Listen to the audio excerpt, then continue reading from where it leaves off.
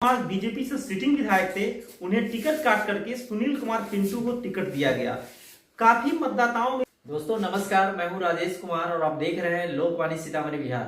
दोस्तों आज दूसरे फेज के चुनाव का समापन हुआ और कुल मिलाकर सीतामढ़ी जिला, जिसमें 8 विधानसभा क्षेत्र है और 8 विधानसभा क्षेत्र में जिला प्रशासन, जिला पदाधिकारी के सफल प्रयास से और मतदाताओं के सफल कोशिश से जो है से शांतिपूर्ण ढंग से और बढ़िया तरीका से मतदान आज समाप्त हो गया।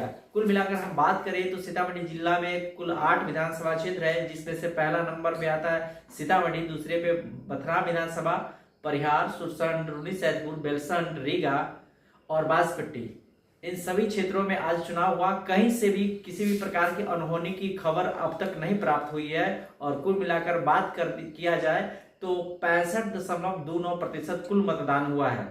जिला वाइज अगर हम चर्चा करें तो बथना विधानसभा क्षेत्र कुल मिलाकर आज भी चर्चा में रहा, जहां पर 2 बूथ, एक मझौरा में, जो कि यहाँ पर आज से 15 दिन पहले एक हत्या हुई थी। उस हत्या में जो है जिला प्रशासन के तरफ से 24 या 25 लोगों पर, अज्ञात लोगों पर एफआईआर दर्ज किया गया था, जिसके आक्रोश में वहां के मझौरा के लोगों ने मतदान से को बहिष्कार कर दिया गया। दूसरी तरफ बथरा विधानसभा क्षेत्र के एक और बूथ का नाम आया चिरैया, जहां पर चिरैया में भी मतदाताओं ने बथना विधानसभा के विधायक, बीजेपी से विधायक है, जो कि वर्तमान में सिटिंग विधायक है, उनके काम से नाराज होकर के वहां के लोगों ने भी वहां से पर मतदान देने से मतदान का पूर्ण रूप से बहिष्कार किया। कुल मिलाकर यह छोटी छोटी घटना थी जिले में। उसके बाद जो हम बात करें तो कुल मिलाकर के शांतिपूर्ण ढंग से मतदान हुआ और जिला प्रशासन इसमें तारीफ के योगी है। अब हम बात करेंगे तो कुल मिलाकर के किस सीट पे कौन से प्रत्याशी जीत रहे हैं, किस प्रकार का आंकड़ा है, तो हम बात करें, सबसे पहला हम बात करेंगे सीतामढ़ी विधानसभा क्षेत्र से। तो सीतामढ़ी विधानसभा क्षेत्र से बीजेपी से प्रत्याशी थे सुनील कुमार पिंटू, जीत रहे हैं और कौन से हार रहे हैं, किसका ग्राफ बढ़ा है, किसका ग्राफ घटा है, उन सभी विषयों पर चर्चा करने के लिए हम अपने सहयोगी मन्नू जी को आमंत्रित करेंगे। तो हमारे सहयोगी राजेश कुमार ने बताया कि आज सीतामढ़ी में 8 विधानसभा क्षेत्रों में चुनाव हुआ और एक सीतामढ़ी के सटे शिवहर में मात्र एक ही विधानसभा क्षेत्र है, उसमें ही मतदान हुआ। क्या है गुनागणित, कौन प्रत्याशी वहां से कमजोर है, कौन प्रत्याशी वहां से मजबूत है, मैं उनके बारे में आपको बताता हूं।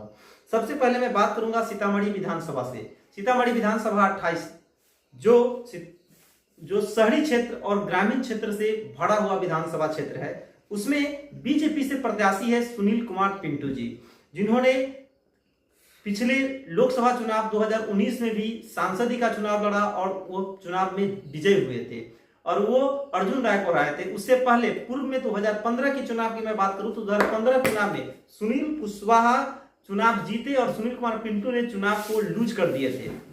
इसके बाद बात करूं, अभी जो वर्तमान में विधायक थे मिथिलेश कुमार बीजेपी से सिटिंग विधायक थे, उन्हें टिकट काट करके सुनील कुमार पिंटू को टिकट दिया गया।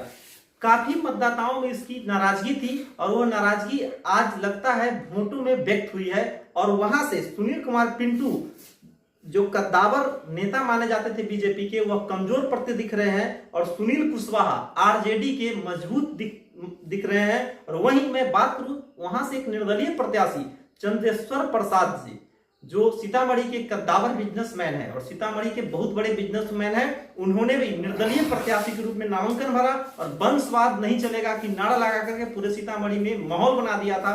हो सकता है इसका घाटा सुनील कुमार पिंटू को उठाना पड़ेगा।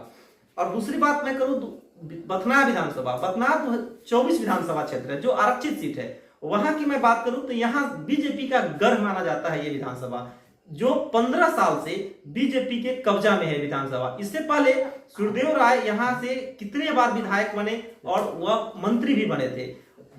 सुरदेव राय जी को 2010 में नगीना देवी ने चुनाव हराया था एलजेपी के टिकट से, एलजेपी से चुनाव लड़ी थी और 2010 में नगीना देवी ने 2 बार चुनाव हुए थे उस समय, एक फरवरी में और एक अक्टूबर में। दोनों चुनाव में नगीना देवी ने सुरदेव राय को पराजित किया था और वह वहां असेंबली पहुंची थी। इसके बाद चुनाव बीतते गए, साल आया 2015 का। उस समय नीतीश कुमार जी और लालू यादव जी का गठबंधन था। उस गठबंधन में सुरेंद्र राम को टिकट मिला और उधर भाजपा की तरफ से दिनकर राम को टिकट मिला था। उस गठबंधन में लगता था कि इस बार पलड़ा भारी है महागठबंधन का, लेकिन उस चुनाव में भी बीजेपी का गढ़ होने के कारण उस चुनाव में भी दिनकर राम ही विजय हुए थे और सुरेंद्र राम की करारी हार हुई थी। इसके बाद फिर से चुनाव 2020 का आया। 20 चुनाव में महागठबंधन तो इंटेक्ट रहा, लेकिन नीतीश कुमार जी का साथ बीजेपी की तरफ चले गए। नीतीश कुमार जी बीजेपी के साथ चुनाव लड़े और वहां से उम्मीदवार बनाए गए उस समय चुनाव में अनिल राम। अनिल राम को चुनाव में मैदान में उतारा गया और अनिल राम की और कांग्रेस की तरफ से संजय राम को उम्मीदवार बनाया गया था, जिसमें 44,768 मतों से संजय कुमार को चुनाव हरा करके अनिल राम विधायक बने। इसके बाद 2025 के चुनाव में पुनः बहुत विरोध होने के बाद टिकट न मिलने के आसार के कारण फिर भी मजबूत प्रत्याशी के रूप में अनिल राम को ही बीजेपी की तरफ से चुनावी मैदान में भेजा गया और बहुत सारे विरोध हुए। अलग-अलग तरह के विधानसभा क्षेत्र में जितने भी उतना विधानसभा क्षेत्र में गांव है, लगभग बहुत सारे गांव में उनका विरोध हुआ, लेकिन लोगों का कहना है कि बीजेपी हमारी जरूरी है, अनिल राम मजबूरी है। इस नाम पर लोगों ने वोट दिया और अभी भी उनके प्रतिद्वंदी नवीन कुमार, उन्होंने काफी बेहतरीन ढंग से चुनाव लड़ा पटना विधानसभा में, लेकिन अभी भी अनिल राम का एज विधानसभा में है, बरकरार है। लगता है वो चुनाव निकाल सकते हैं, मजबूत माने जाते हैं। और तीसरा मैं बात करूं जो उम्मीदवार थे नवल किशोर चौधरी। जिस तरह से जन स्वराज ने बिहार बदलाव यात्रा लेकर के पूरे बिहार में घूम रहे थे, लगता था कि जन स्वराज एक ऐसी प्रतिद्वंदी पार्टी आई है पूरे बिहार विधानसभा चुनाव में जो लगता है उथल पुथल करके रख देगी, लेकिन प्रत्याशी के अभाव में प्रत्याशी उन्हें अच्छा नहीं मिल पाया, संगठन अच्छा से नहीं चल पाया, जिसके कारण आज पिछड़ती हुई नजर आ रही है। और नवल किशोर चौधरी को यहाँ मैदान में उतारा गया पटना विधानसभा से। नवल किशोर चौधरी काफी कमजोर दिखते नजर आ रहे हैं। शायद वोटों का कुछ नुकसान तो होगा बीजेपी को और वो महागठबंधन का वोटों का नुकसान होगा, लेकिन वो लड़ाई में भी नहीं दिख रहे हैं। लड़ाई यहाँ अनिल राम और नवीन कुमार के बीच में मार्जिन कुछ कम होगा, लेकिन अभी भी अनिल राम का एज है। दूसरी तरफ मैं बात करूं रीगा विधानसभा, जो रीगा 23 नंबर विधानसभा है, उसमें बीजेपी की तरफ से खेल मंत्री थे अभी मोतीलाल प्रसाद, जो वर्तमान विधायक भी हैं और वर्तमान उससे पहले कितने बार विधायक वो बन चुके हैं। बैद्यनाथ प्रसाद को वहां से बीजेपी ने उम्मीदवार बनाया मोतीलाल जी को टिकट काट करके। और इसके बाद कद्दावर नेता माने जाने वाले अमित कुमार टुन्ना, जो आईएनसी इंडियन नेशनल कांग्रेस के उम्मीदवार हैं, आईएनसी से, जो पिछले चुनाव में लूज करके उससे पहले एक बार चुनाव 2015 में वो जीते थे। और वहीं कृष्ण मोहन सिंह जन स्वराज से उम्मीदवार है, वो भी काफी मजबूत उम्मीदवार है। अगर बैद्यनाथ प्रसाद का वोटों में भी खराब हुआ तो अभी अमित कुमार टुन्ना वहां से चुनाव जीत सकते हैं। अमित कुमार टुन्ना का एज वहां दिखता है। दूसरी तरफ मैं बात करूं बेलसंड विधानसभा में अमित कुमार एक नए प्रत्याशी, इस बार नया प्रयोग किया गया, क्योंकि माना जाता है बेलसंड में बार बार चुनाव जदयू जनता दल यूनाइटेड लड़ती रही है, लेकिन इस बार न जाने क्या हुआ, इस बार वहां एलजेपीआर लोक जनशक्ति पार्टी रामविलास के उम्मीदवार अमित कुमार, जो राजपूत समाज से आते हैं, और वहीं बेलसंड से संजय कुमार गुप्ता को आरजेडी ने पुनः चुनावी मैदान में भेजा, क्योंकि रितु जायसवाल, कद्दावर नेत्री माने जाने वाली रितु जायसवाल को आरजेडी ने वहां से सिंबल दे दिया था, लेकिन सिंबल रिटर्न करने के बाद संजय गुप्ता को फिर से मैदान में भेजा गया और वो मजबूत दिख रहे हैं, क्योंकि वहां अर्पना सिंह भी राजपूत समाज से है। और एक और मैं बता दूं ट्विस्ट है वहां राणा रणधीर सिंह, जो निर्दलीय नहीं बसपा हाथी लेकर घूम रहे हैं, काफी मजबूत और कद्दावर नेता माने जाते हैं। वो अगर वोटों का भी खराब, राजपूत समाज के वोटों का भी खराब हुआ तो संजय कुमार गुप्ता 100% चुनाव जीत जाएंगे। इसके बाद मैं बात करूं रूनीसतपुर में पंकज कुमार जदयू के उम्मीदवार है, और पंकज कुमार पिछले बार विधानसभा चुनाव में भी वह चुनाव जीत करके आए थे और मजबूत कैंडिडेट माने जाते हैं, लेकिन इस बार आरजेडी ने एक नया प्रयोग किया। वहां चंदन कुमार, जो हमेशा मंगीता देवी को वहां मिलता था टिकट, लेकिन मंगीता देवी को टिकट काट के इस बार चंदन कुमार को टिकट दिया गया, जो कद्दावर माने जाते हैं और अच्छी युवा में अच्छी पकड़ रखते हैं और युवा हैं। और युवा के मुंह अगर उधर हुआ और विजय कुमार शाह जो जन स्वराज के उम्मीदवार है, अगर वैसे वोटों में बिखराव वहां दिखा भी और कहीं हुआ होगा तो पंकज कुमार वहां कमजोर पड़ेंगे और चंदन यादव हो सकते हैं चुनाव वहां फाइट कर जाए। मैं तीसरी पर बात करूं, दूसरी तरफ मैं बात करूं परिहार विधानसभा।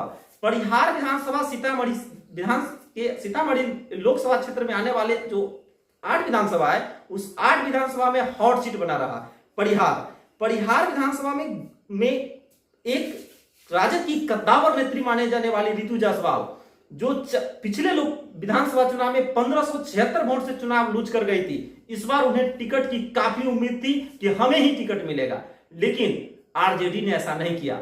आप लोग देखे होंगे वीडियो के माध्यम से, जब नॉमिनेशन 20 तारीख को, जिस दिन दीपावली था, दीपावली के दिन नॉमिनेशन हो रहा था, रितु जायसवाल ने आंचल फैला करके तेजस्वी यादव से, लालू यादव से भीख मांग रहे थे, मुझे आत्मा से परिहार को मत अलग कीजिए। लेकिन पार्टी की मजबूरी होती है और पार्टी ने उन्हें अपना नियम बरकरार रखा। अस्मिता पूर्वे को ही मैदान में बनाए रखा।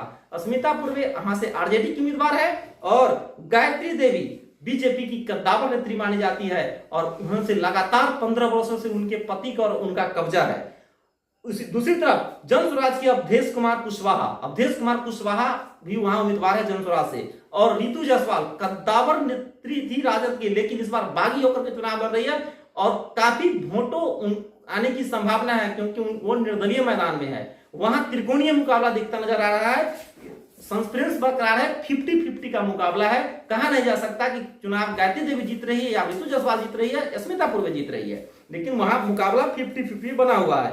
दूसरी तरफ मैं बात करूं सुरसंड 26 विधानसभा क्षेत्र, सुरसंड में आरजेडी के तरफ से सैयद अबू दुजाना जो 2015 में चुनाव जीते थे और उन्हें फिर से पुनः मैदान में उतारा गया। सैयद अबू दुजाना को जो आरजेडी का सिंबल लेके आए हैं, और दूसरी तरफ नागेंद्र राउत जदयू के सिंबल से चुनाव लड़ रहे हैं, जो नया प्रयोग है। वहां से नागेंद्र राउत जी को टिकट मिला और नागेंद्र राउत जी मजबूत दिख रहे हैं। वहीं जन स्वराज से उषा किरण मैदान में है। अगर आरजेडी का वोट का बिखराव, उषा किरण कोई जाना माना चेहरा है, उषा किरण सीताराम जी जो पूर्व सांसद सीतामढ़ी के रहे, उनकी बहू है। अगर यादव वोट में बिखराव हुआ होगा तो नागेंद्र राउत जी वहां एज है, नागेंद्र राउत जी चुनाव वहां जीत सकते हैं। इसके बाद बात करूं बाजपट्टी जो भी हॉट सीट बना रहा है इस बार।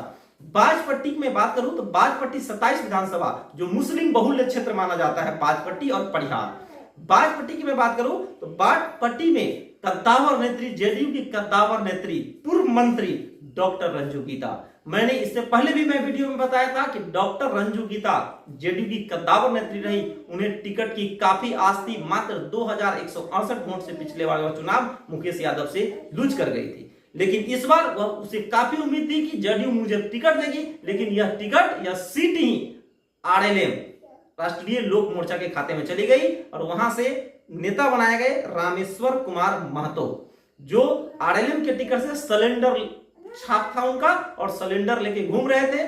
उन्हें 2-3 दिन ऐसा लग रहा था कि रंजू गीता जी उन्हें समर्थन ही नहीं देगी। रंजू गीता जी अलग अलग मीटिंग कर रही थी, लेकिन अंततः पार्टी नेतृत्व का कमान आया और रंजू गीता ने उन्हें समर्थन दिया। वो देखना की विषय होगी कि उन्हें तन से मन से किस तरह से उन्होंने समर्थन दिया है, वो तो रिजल्ट परिणाम। आजम खान जेएसपी के उम्मीदवार है। मुस्लिम वोटों में अगर बिखराव हुआ होगा तो मुकेश यादव का कुछ वोट वहां कर सकते हैं, लेकिन मुकेश यादव वहां से मजबूत दिख रहे हैं। अब मैं बात करता हूं शिवहर में मात्र एक विधानसभा क्षेत्र है। पिछले बार की मैं बात करूं 2020 चुनाव में, तो वहां से आनंद मोहन के पुत्र चेतन आनंद को वहां से आरजेडी ने टिकट दिया था और सरफरुद्दीन को वहां से टिकट जदयू ने दिया था। जदयू वहां से लूज कर गई और चेतन आनंद आरजेडी के टिकट से वहां चुनाव जीते। लेकिन 2024 के इलेक्शन में लवली आनंद को जब जेडीयू ने वहां से उम्मीदवार बनाया तो चेतन आनंद बागी हो गए और चेतन आनंद को अभी शिवहर छोड़ करके नवीन नगर को से टिकट दिया गया है। लेकिन इस बार शिवहर विधानसभा को और शिवहर जिला के बनाने वाले रघुनाथ झा के पुत्र को, उन्हें नवनीत झा को वहां से टिकट दिया गया आरजेडी की तरफ से। और वहीं सीतामढ़ी के जाने माने डॉक्टर डॉक्टर वरुण कुमार की पत्नी श्वेता सिंह को वहां से जदयू ने अपना उम्मीदवार बनाया, लेकिन वो कमजोर दिख रही है। हो सकता है वहां महागठबंधन के नवनीत झा चुनाव जीत सकते हैं। वहीं नीरज सिंह भी वहां जनस्वराज से उम्मीदवार है। आप जिस विधानसभा से वीडियो को देख रहे हैं, कृपया कमेंट में बताएं कि आपके विधानसभा से कौन से प्रत्याशी मजबूत है। तब तक के देखते रहिए लोकवाणी। आपका दिन शुभ हो, मंगलमय हो। धन्यवाद।